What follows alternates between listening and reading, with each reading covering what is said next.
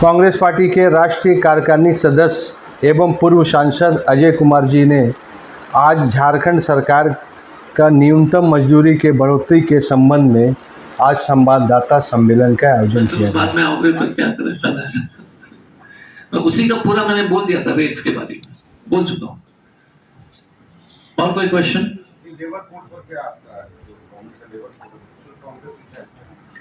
Sir, I have my press conference. See problem क्या होता है कि हर प्रेस कॉन्फ्रेंस में ओपिनियन नहीं। मैं दिनेश श्रीवास्तव, आप देख रहे हैं आपका अपना एडी। आइए डॉक्टर अजय कुमार जी ने क्या कहा वह आपको बताते हैं और इससे हमारे औद्योगिक शहर जमशेदपुर के लिए कितना महत्वपूर्ण है यह भी आपको जानकारी देते हैं। आपको मालूम है कि कांग्रेस पार्टी का घोषणा न्याय पत्र में हमने 5 मुख्य गारंटी दिया था। उसमें से एक श्रमिक न्याय जो है एक बहुत बड़ा हिस्सा था। उसमें हमने सुनिश्चित कर दिया था कि सभी श्रमिक को जो स्वास्थ्य अधिकार मिलेंगे, श्रम का सम्मान, जो सम्मान पूर्वक जो है उनको जो है पैसा दिया जाएगा। शहरी रोजगार जो है गारंटी जैसे मनरेगा था, सामाजिक सुरक्षा दी जाएगी और सुरक्षित रोजगार जो है कोई कॉन्ट्रैक्ट में काम नहीं करेगा। हमारी सरकार बनी नहीं, लेकिन हम उसी पर प्रतिबद्ध हैं। लेकिन 11 मार्च 2024 में ये चंपई सोरेन जी ने झारखंड के लिए एक ऐतिहासिक कानून जो है पास किया था विधानसभा में, न्यूनतम मजदूरी बढ़ोतरी अधिनियम 2024। उसमें कम से कम पूरा जमशेदपुर शहर एक मजदूरों का शहर है, आदित्यपुर, जमशेदपुर, डमरिया, 15% की जो बढ़ोतरी उन्होंने प्रतिदिन जो है उनके वेतन पर, प्रतिदिन का वेतन पर उन्होंने बढ़ोतरी का कानून पास किया। अब उन्होंने सरकार ने इसको जो है 2 भाग में विभाजित किया था। 90 उद्योग को, जैसे स्टील मेकिंग है, ऑटोमोबाइल है, 90 ऐसे उद्योग है, माइनिंग है, उसको 2 खंड में है, ख और ख। लेकिन जमशेदपुर और औद्योगिक शहर के लिए एक अलग वर्ग है, ए कैटेगरी। अब ए कैटेगरी का बढ़ोतरी देख लीजिए कि कांग्रेस की जेएमएम और कांग्रेस की गठबंधन सरकार ने अकुशल मजदूर के लिए जो अनस्किल लेबर है उसको 352 रुपए से 468 करा दिया। तो करीब करीब 112 रुपए के आसपास के 16 रुपए के फायदा हो गया।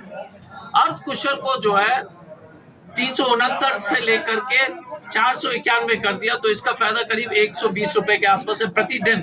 मतलब महीने का जो है 26 दिन, अगर 30 दिन ले लीजिए, क्योंकि वो 30 दिन का भी तनख्वाह मिलता है, तो अगर 120 रुपए का है तो उनको कम से कम 2,700 के आसपास का फायदा है। अगर कुशल लिपिकी है, जो कंप्यूटर है, जो सीएनसी मशीन जो करते हैं, हमारे बच्चे लोग जो डिप्लोमा करते हैं, उसको 486 से लेकर के 647 तक कर दिया। इसका मतलब 150 रुपए से ज्यादा उसको जो न्यूनतम मजदूरी में बढ़ोतरी हुई। और अति कुशल को 562 से लेकर के 446 तक ले गए। अब समस्या ये है कि Jharkhand chamber, Jamshedpur chamber of commerce और सभी चैम्बर ऑफ कॉमर्स को जो है उन्होंने ये अपने जो है तकलीफ जो है जाहिर किया था सरकार से, और वो स्वाभाविक है। जब तक उद्योग को जो है आप साथ में नहीं ले जाएंगे तब तक इस कानून को जो है लागू करना संभव नहीं है। और उद्योग का भी अलग अलग समस्या है।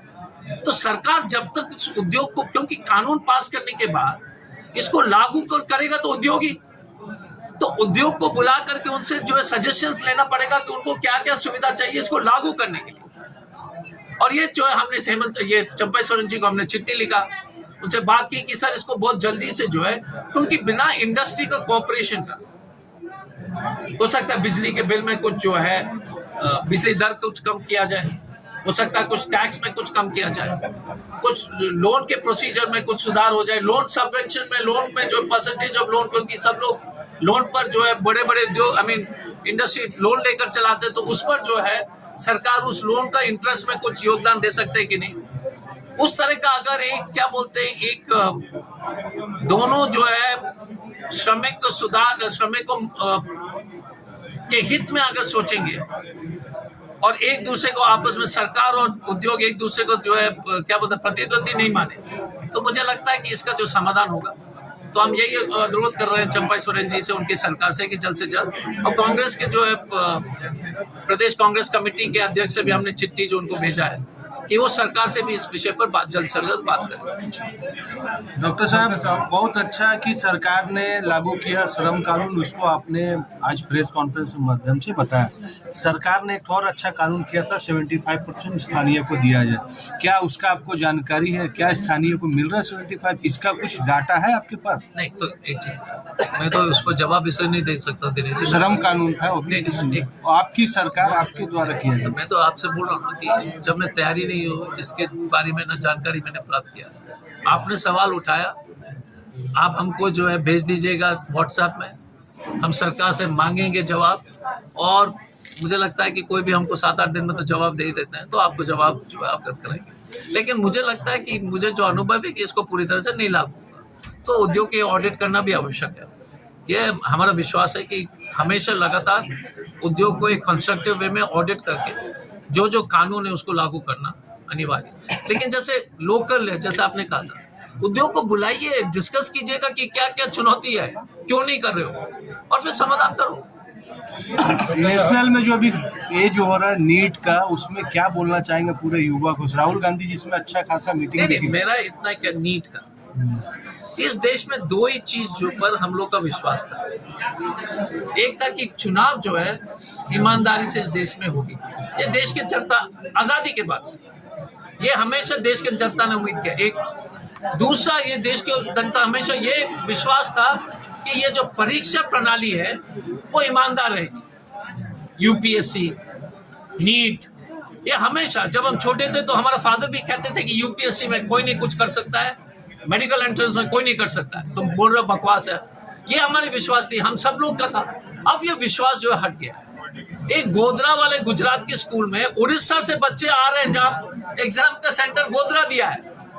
गोधरा का भाजपा का एक नेता का स्कूल है, उड़ीसा, बंगाल, कर्नाटका से बोल रहे कि हम गोधरा का स्कूल में एग्जाम देना चाहते हैं, वहां पर ना एयरपोर्ट है। आप सोच लो कि कोई उड़ीसा का बच्चा, कर्नाटका का बच्चा गोधरा का स्कूल में क्यों जाएगा। बिहार में पेपर का तो बात आपको मालूम हो गया कि किस तरह से सेटिंग हुआ। एनटीए का जो चेयरमैन है, सीओ नहीं, चेयरमैन का नाम है जोशी, अरविंद जोशी, अगर मुझे याद है। वो एबीवीपी का राष्ट्रीय अध्यक्ष था।